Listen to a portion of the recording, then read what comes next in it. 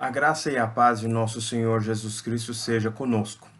Eu sou o pastor Felipe Xavier e este é mais um estudo bíblico da Igreja Presbiteriana de Paraguaçu Paulista. Dando continuidade ao nosso estudo da semana passada, nós vamos continuar a observar algumas características da doutrina da perseverança dos santos, tal como ela se encontra na Bíblia. E eu gostaria de desafiar você, de incentivar você a acompanhar os textos na Bíblia. Você pode assistir este vídeo de forma integral, fazendo qualquer outra coisa, mas você também pode, e eu gostaria de recomendar você isso, pegar sua Bíblia e ler cada um dos textos que nós vamos mencionando e refletir se aquilo que nós estamos aqui a dizer faz algum sentido para você, sobretudo você que é membro da nossa igreja e às vezes ouve aqui e ali a respeito de críticas que são feitas contra esta doutrina no sentido de desqualificá-la, uma vez que, para alguns, a doutrina da perseverança dos santos poderia incentivar uma vida sem fidelidade a Deus. Nós sustentamos o contrário disso, por uma simples razão que é um sentimento doutrinário, um fundamento doutrinário que informa a todo o sistema doutrinário da Igreja Presbiteriana, que é a doutrina da soberania e do poder de Deus.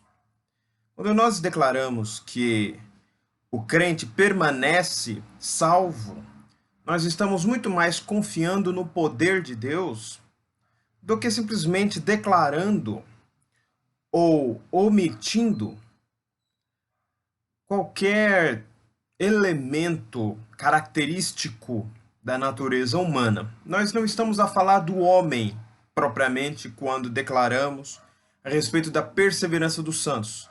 Nós estamos fundamentando essa doutrina não no ser do homem mutável, de coração dobre, mas no poder de Deus, na soberania de Deus, na presciência divina, nos decretos de Deus e tudo aquilo que faz de Deus, Deus. Ao contrário de tudo aquilo que faz de nós, homens, criaturas, salvos de fato pela graça, filhos de Deus, com certeza, mas ainda assim limitados e, portanto, apenas permanecemos filhos de Deus e a obra que Deus começou em nós é completada exatamente por causa de que é o próprio Deus quem nos sustenta. Na semana passada nós vimos alguns elementos e a partir de agora nós vamos dar continuidade de onde paramos. Falávamos a respeito da perseverança dos santos e a sua natureza. Falamos que ela é garantida pela imutabilidade do decreto de Deus e agora nós declaramos que ela é desenvolvida no salvo mediante a ação da Trindade. Cada uma das pessoas da Trindade, o Pai, o Filho e o Espírito Santo, atua no sentido de que a obra de Deus seja levada à conclusão. Está escrito em João 3,16, você conhece esse texto, porque Deus amou o mundo de tal maneira que deu seu Filho unigênito para que todo aquele que nele crê não pereça, mas tenha a vida eterna. Todo aquele que nele crê não vai perecer, mas terá a vida eterna, segundo este texto, justamente por quê? Porque Deus o amou. Porque Deus o amou, ele deu seu filho, e por isso, essa pessoa que é objeto do amor de Deus será salva. Por isso. Vemos também em Efésios 1, 4 e 5. Efésios 1, versículo 4 e 5. Você está aí com sua Bíblia? Abra conosco, marque na sua Bíblia, para que depois você possa saber onde você leu e voltar a estes mesmos textos se achar por bem. Efésios 1, 4 e 5. Assim como nos escolheu nele antes da fundação do mundo, para sermos santos e irrepreensíveis perante Ele, e em amor nos predestinou para Ele, para a adoção de filhos por meio de Jesus. A obra do Pai, nesse sentido, é que Ele nos ama e Ele estabelece um propósito e Ele nos predestina para esse propósito, para sermos adotados, e é este, portanto, o fundamento primário da perseverança dos santos. Se Deus predestinou e eficazmente Ele faz com que seus predestinados sejam salvos, Ele também predestinou o destino desses salvos, que é a adoção de filhos, que sejamos irrepreensíveis, que sejamos santos, que estejamos em Cristo. Está escrito, portanto, agora vamos ver um pouco a respeito da obra de Cristo em Romanos capítulo 8. Abra sua Bíblia em Romanos. Nós vimos que a perseverança dos santos, ela se baseia no amor do Pai. Ele nos elegeu em amor e nos sustentará até o dia de Cristo. E agora vamos ver como a obra de Cristo se relaciona com a doutrina da perseverança dos santos. Romanos 8, 35 a 39. Quem nos separará do amor de Cristo? Será tribulação, ou angústia, ou perseguição, ou fome, ou nudez, ou perigo, ou espada? Como está escrito, por amor de ti somos entregues à morte o dia todo, somos considerados como ovelhas para o matadouro. Em todas essas coisas, porém, somos mais que vencedores por meio daquele que nos amou. Porque eu estou bem certo de que nem a morte, nem a vida, nem os anjos, nem os principados, nem as potestades foi eu que coloquei. Não está escrito no texto, não. Nem as coisas do presente, nem do porvir, nem os poderes, nem a altura, nem a profundidade, nem qualquer outra criatura poderá separar-nos do amor de Deus que está em Cristo Jesus, nosso Senhor.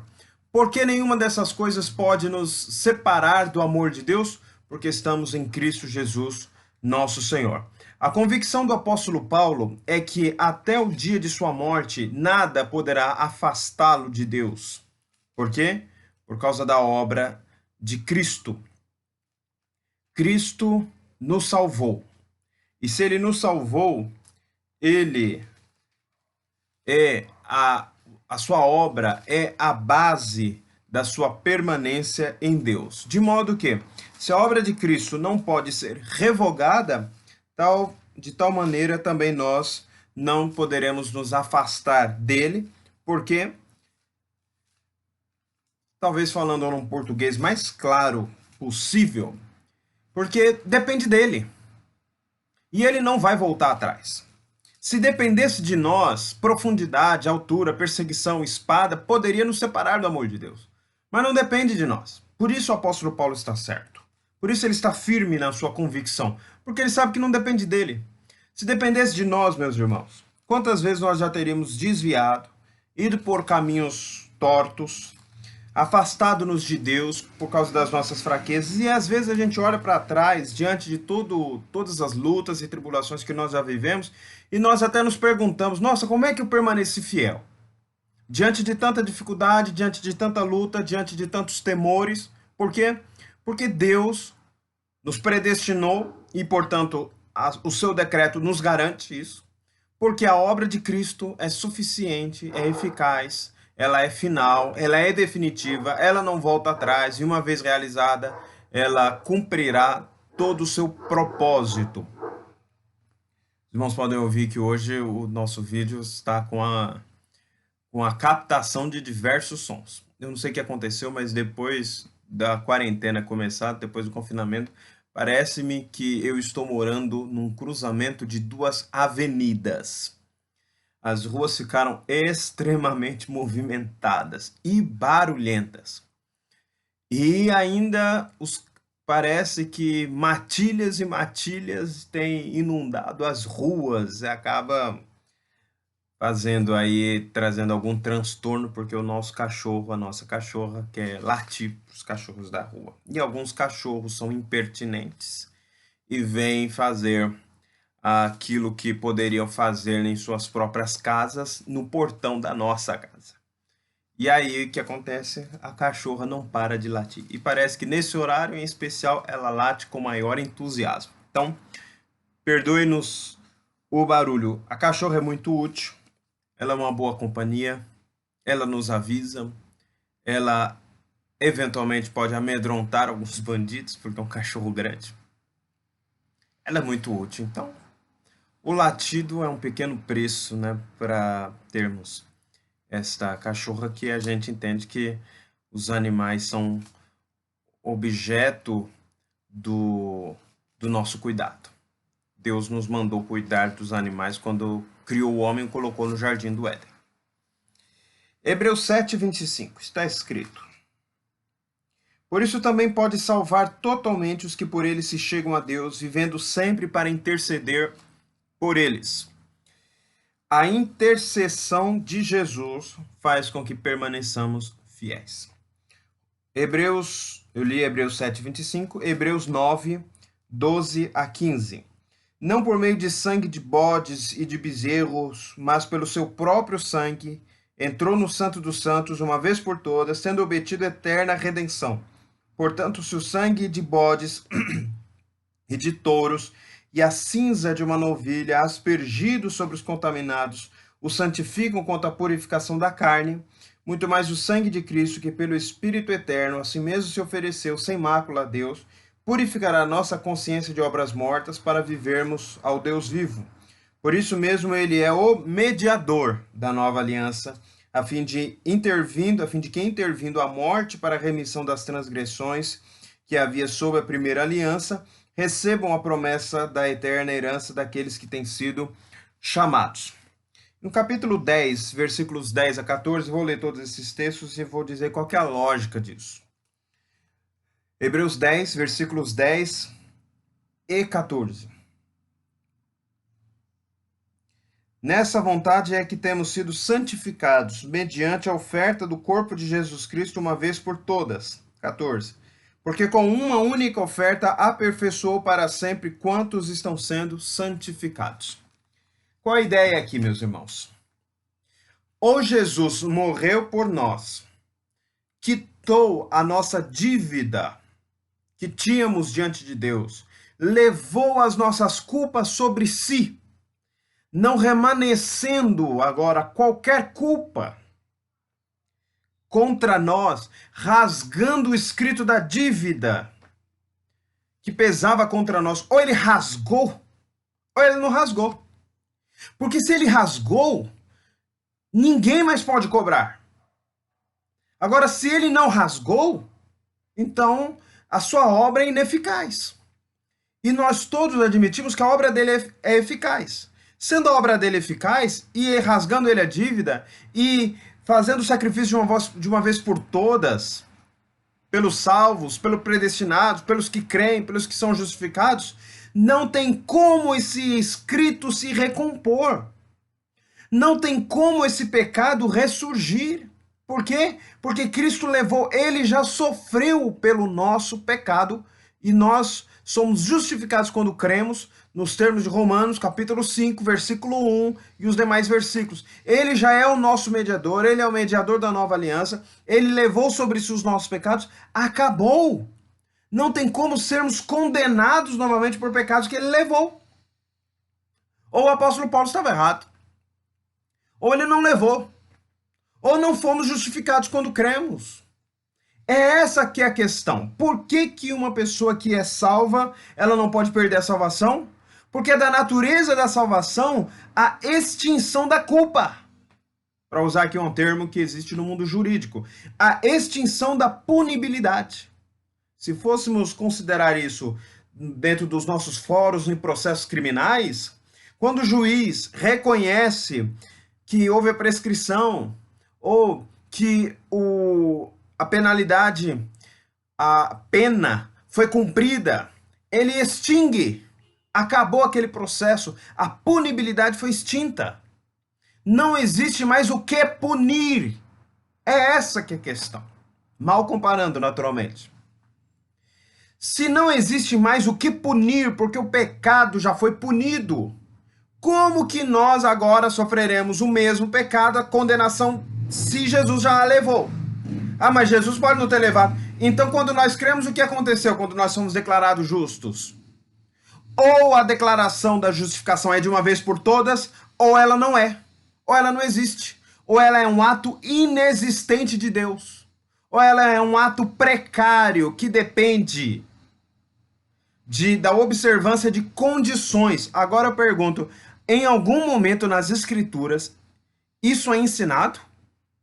Em algum momento na Bíblia, Paulo, ou Jesus, ou qualquer dos apóstolos, ensina isso?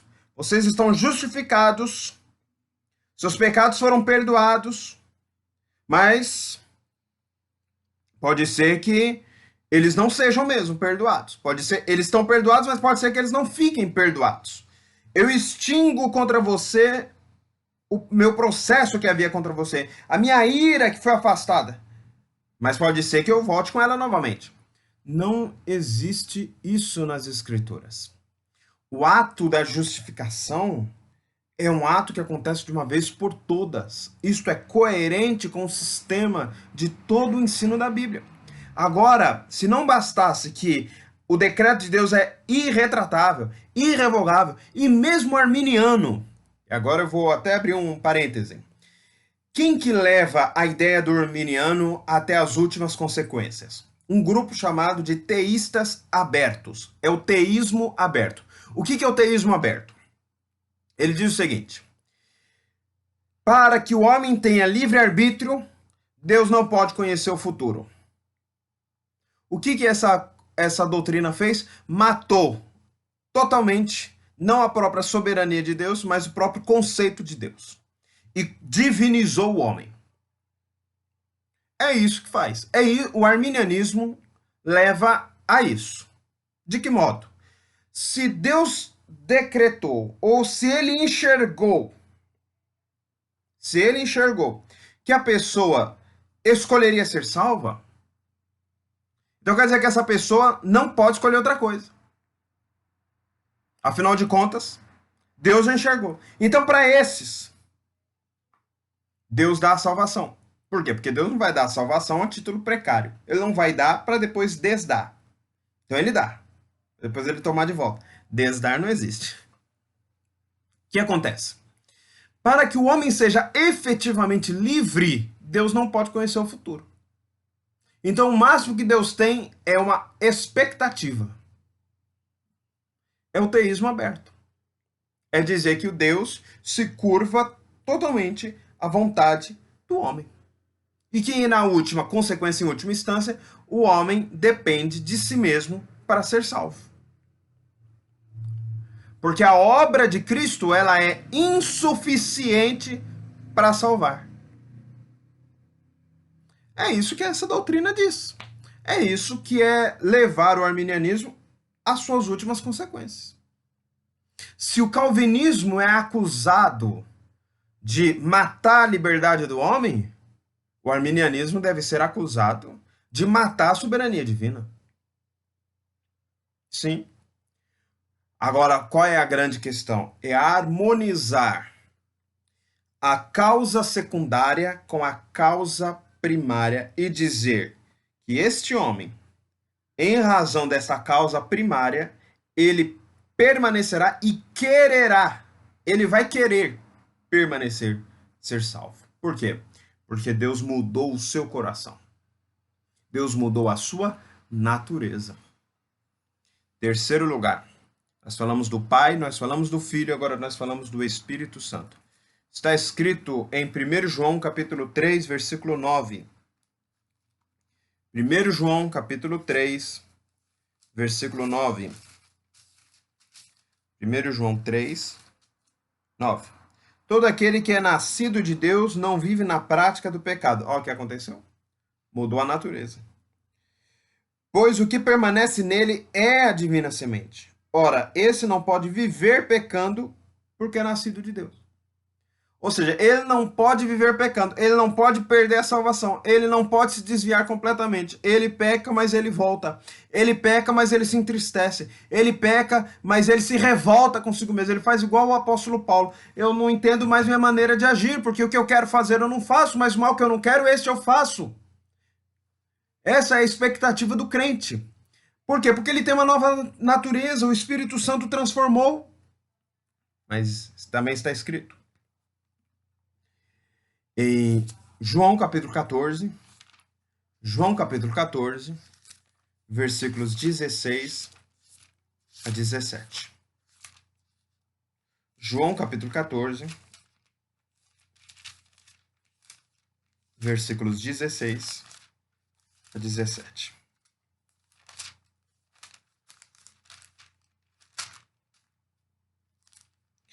E eu rogarei ao Pai, e ele vos dará outro Consolador, a fim de que esteja para sempre convosco. O Espírito da verdade que o mundo não pode receber, porque não o vê nem o conhece, vós o conheceis, porque ele habita convosco e estará em vós. Até quando? Para sempre. Diz o apóstolo Paulo em uma de suas cartas, Efésios, ele nos selou, ele colocou um selo sobre nós. Ele colocou uma marca sobre nós. Ele nos selou. Nós fomos selados por ele. Nós pertencemos a ele. Ele estará em nós. O que faz com que nós não desviemos é a presença do Espírito Santo em nós. Ele nos faz perseverar. Ele é o dínamos, ele é a dinamite que faz com que nós permaneçamos nele. Nós não podemos perder a salvação, porque o Espírito Santo trabalha na nossa mente, ele trabalha no nosso coração. Ele é a fonte da nossa vida espiritual que não se esgotará. Jamais se esgotará. Por isso, o crente não pode perder a salvação. Porque a fonte que faz com que ele permaneça salvo não é o seu querer, não é sua inteligência, não é sua perseverança própria, não é sua personalidade, não são seus atributos intelectuais ou espirituais. O que faz com que ele permaneça é a presença do Espírito Santo. Então veja bem, o Pai decretou. Então se ele decretou, mesmo o arminiano que diz que ele não decretou coisa nenhuma, mas ele enxergou aqueles que iriam ser salvos por suas próprias vontades, uma coisa é certa.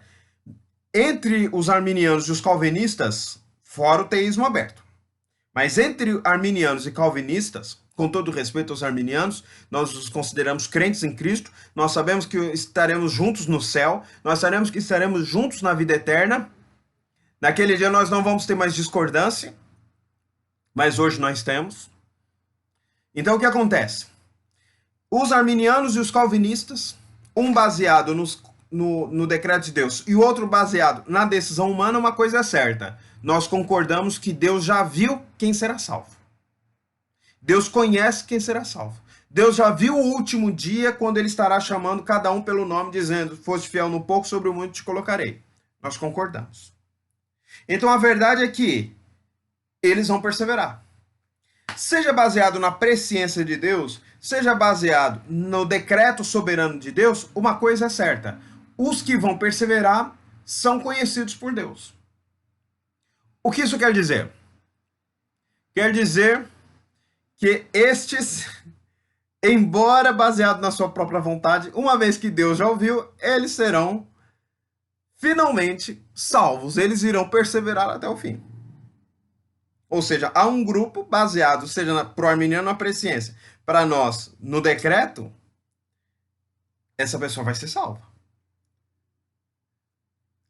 Há a presciência que garante, porque ele viu, ele está dizendo, ele vai ser salvo. Eu estou garantindo, eu, Deus, estou garantindo. Isso é o arminiano pensando. Calvinista pensando, eu decretei que ele vai ser salvo. E ele vai ser salvo, porque o que eu decreto acontece. Por isso eu conheço, eu sei quem vai ser salvo. Por quê? Porque eu decretei, não porque eu vi. Mas porque eu decretei. Então essa pessoa não pode perder a salvação. Por quê? Porque se ele perder a salvação, Deus não é soberano. E se ele não é soberano, ele não é Deus. Deus é o homem. Por isso o teísmo aberto diz, Deus não conhece o futuro. E ele não sabe quem vai ser salvo. A não ser aqueles que já morreram e já foram salvos definitivamente. Mas aqueles que ainda não, ele não sabe. Segundo, sacrifício de Jesus. Quando Jesus morreu pelo pecado, ao ponto de concordância, o calvinista diz, ele morreu por cada um dos indivíduos que o Pai decretou. O arminiano diz, não, ele morreu por aqueles que iriam querer ser salvos por si mesmos. E iriam querer, crer e creram de fato. Mas uma coisa é certa, se aquela fé é genuína, o que eu estou mostrando? Que mesmo o arminiano, ele é obrigado a crer em determinadas coisas que nós cremos, os calvinistas. Por quê? Para ser coerente com o que ele está dizendo. Ele está dizendo o seguinte: aquela pessoa que creu genuinamente, ela foi declarada justa e os seus pecados foram levados na cruz. Então, a não ser que ele seja católico romano, porque o católico romano pensa que o pecado atual ele é levado sacrificialmente cada vez, seja por intermédio de algum ministério da igreja. Mas para o arminiano, como o calvinista, protestantes, portanto, nós dizemos o seguinte: uma vez que a pessoa é salva, ela é declarada justa. E se ela é declarada justa, a culpa foi levada, foi extinta a punibilidade. Acabou. Então ela não pode perder a salvação. Por quê? Porque Jesus já declarou inocente e Jesus não volta atrás da palavra dele. Ele não volta atrás. Tal dia fulano mentiu, por exemplo. Aí, esse pecado, quando ele creu, Jesus perdoou. Por quê? Porque ele levou na cruz. Ele viu, dentro do pensamento arminiano, ele viu que, dentro dos tempos eternos, que aquela pessoa iria se converter e resolveu, portanto, morrer por aquele pecado específico. Pronto. Por quê? Porque ele creu. Aí no outro dia fala: não quero mais ser crente. Mas aquele pecado já levou, e agora? Ele já perdoou, e agora? Ele já declarou justo, e agora? E agora é que a coisa não amarrou. É isso. Então, mesmo o arminiano que sustenta que quando ele crê genuinamente, Jesus o declara justo, ele não tem como perder este status. Por quê? Porque ele foi absolvido, ele foi declarado justo. É equivalente, o texto que Paulo está dizendo lá em Romanos, é equivalente à extinção da punibilidade nos nossos tribunais humanos. É equivalente. É a declaração de inocência, é a absolvição. É dizer, essa pessoa é justa. É isso. Terceiro lugar. E os pentecostais são mais enfáticos nisso do que nós, os calvinistas. O que dizem os pentecostais? Que o Espírito Santo batiza de forma especial e enche, e aquela pessoa passa a ter dons, e aquela pessoa passa a ser completa, e aí o Espírito Santo, que é muito poderoso, faz com que a pessoa fale num idioma que ela nunca aprendeu, e essa pessoa agora ele é controlado pelo Espírito. Aí a pergunta é: como é que o Espírito Santo consegue controlar a língua dele para que ele fale em outro idioma, para que ele fale em línguas de anjos, adentrando aqui, seguindo o raciocínio pentecostal, que é, no geral, não é tudo, mas não são todos, mas no geral ele é arminiano, e aí de repente esse Espírito Santo que controla a língua, que é uma coisa menor, não consegue controlar o desejo dessa pessoa ser salva, mas consegue controlar o idioma que ela está falando. Ou seja, o Espírito Santo estaria muito mais preocupado com ações periféricas da vida do crente do que do cerne dela? Claro que não. Então nós e os pentecostais vamos concordar no seguinte: que a ação do Espírito Santo é poderosa na pessoa. Que Jesus outorgou o seu Espírito Santo à igreja. Que Jesus sustenta a sua igreja pelo Espírito Santo. Então nós concordaremos com o quê? Que a presença do Espírito Santo em nós, refreando os nossos pecados, controlando os nossos desejos, inclinando o nosso coração, porque a gente aprendeu isso, que o Espírito Santo inclina o nosso coração.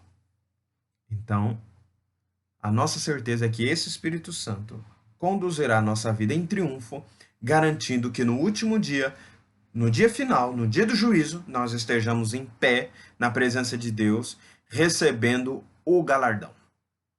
Por quê? Porque é a obra do Espírito Santo. A nossa confiança está em nós? A nossa confiança não está em nós. A nossa confiança está no Espírito Santo de Deus, que nos foi outorgado. que não se preocupa simplesmente com dons espirituais, que é a periferia, mas com o cerne da nossa vida cristã. Se um espírito controla um idioma, não estou dizendo aqui que concordamos. Eu estou aqui assumindo que se concordássemos nisso, com certeza, quem sustenta a tese da contemporaneidade dos dons deve, para ser coerente com a sua posição, aceitar também que esse Espírito Santo que faz com que uma pessoa fale noutra língua, ele é forte o suficiente para e tem maior interesse em sustentar a vida espiritual dessa pessoa. Embora pensemos também que operações ordinárias do Espírito Santo, por vezes, acontecem na vida de pessoas que não são verdadeiras crentes. Mas, quanto à fé, que é obra do Espírito Santo, o Espírito Santo faz com que nós tenhamos fé. Ele inclina o nosso coração e transforma o nosso coração. Então, ele também nos sustenta nessa condição que ele iniciou. Por quê? Porque ele é forte o suficiente para fazer isso. Nós, meus irmãos, os brasileiros, nós temos um costume que muitos estrangeiros acham estranho. Quando a gente marca uma coisa, por exemplo, eu marco com você de ir na sua casa, depois da quarentena, comermos juntos um churrasco. Ou você na minha. Muitas pessoas pensam assim, a maioria dos brasileiros pensa assim: ah, mas eu não confirmei, então não estou esperando. O Espírito Santo não é assim. Não precisa de confirmação. Não precisa ficar dizendo 10 vezes. Ele começou uma obra, ele termina a obra. Ele marcou, ele vai. Jesus marcou que vai retornar, ele vai retornar. Ele não precisa ficar ligando, confirmando, mandando um WhatsApp. Ó, eu tô voltando. Ó, lembra que nós combinamos. Não. A obra de Deus é uma obra séria. Não precisa ficar remarcando, não precisa ficar confirmando, não precisa ficar em cima. Falou uma vez, está falado. É nisso que nós baseamos a nossa confiança. Eu gostaria que, sobretudo você que nos acompanhou até o final, primeiro momento, elogiar essa sua iniciativa. Se você está conosco até o final, porque realmente você, penso eu, está bastante interessado nesse assunto que é tão importante. E eu gostaria que você refletisse um pouquinho, que você parasse para pensar na possibilidade de que essas coisas estejam certas, de você voltar nas Escrituras, relê-las. O calvinismo já foi posição e é posição dominante, teológica dominante, em alguns países do mundo. No Brasil, o Brasil é um país que, como dizem os outros, não é para amadores. No Brasil as coisas são um pouquinho diferentes. Tanto que em todo lugar do mundo o calvinismo é tido como uma posição que deve ser levada a sério, e no Brasil ela é sempre tratada com uma certa hostilidade, pelo que eu percebo. Mas pare para pensar, reflita um pouco, pense, releia os textos, pense de fato que as coisas devem se ajustar. E pense na melhor forma com que elas se ajustam com relação ao caráter de Deus. Não pense em guiar-se, conduzir-se por aquilo que você sente. Porque o que nós sentimos é a nossa fraqueza, é a nossa fragilidade. Paulo também sentia isso, mas mesmo assim ele diz: nem perseguição, nem fome, nem nudez, nem espada, nem poderes, nem alturas, nem profundidade, nem os principados, nem os demônios, nem Satanás, nem o mundo todo, nem o Império Romano, nada poderá nos separar do amor de Deus. Por quê? Porque ele está em Cristo Jesus, e a obra de Cristo Jesus não tem como ser revogada ou desfeita ou enfraquecida. É nisso que nós baseamos a nossa confiança. Que Deus te abençoe. Antes de encerrarmos, vamos fazer uma breve oração? Senhor, nós te agradecemos a tua palavra que podemos meditar e te pedimos que tu continues a sustentar a nós todos, dando-nos força para passar esses momentos de crise, de pandemia, e que possamos permanecer fiéis em tua presença. Nós te oramos em nome de Jesus. Amém. Que Deus te abençoe. Até o nosso próximo encontro.